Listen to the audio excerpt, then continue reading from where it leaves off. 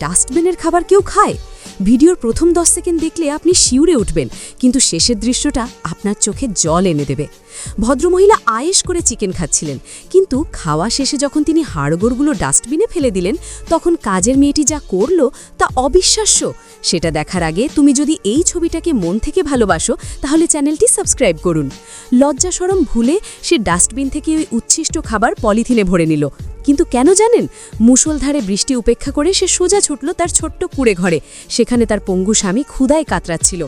ডাস্টবিনে ফেলা সেই খাবারই সে পরম যত্নে স্বামীর মুখে তুলে দিল। সত্যিকারের ভালোবাসা বোধহয় একেই বলে। তবে আসল ঘটনাটা তখন ঘটল যখন মালকিন আড়ালে দাঁড়িয়ে সব দেখে ফেললেন। বিবেকের দংশনে তিনি আর চুপ থাকতে পারলেন না। সাথে সাথে ডাক্তার ডাকলেন, করালেন উন্নত চিকিৎসা। সৃষ্টিকর্তার অশেষ রহমতে আর মালকিনীর দয়ায় ছেলেটি ফিরে পেল তার হাঁটার শক্তি। শুধু তাই নয়, উপহার হিসেবে তারা পেল একটি নতুন বাড়ি। পৃথিবীতে এমন ভালো মানুষ এখনও আছে বলেই পৃথিবীটা এত সুন্দর। গল্পটি আপনার হৃদয়ে ছুঁয়ে গেলে একটা লাইক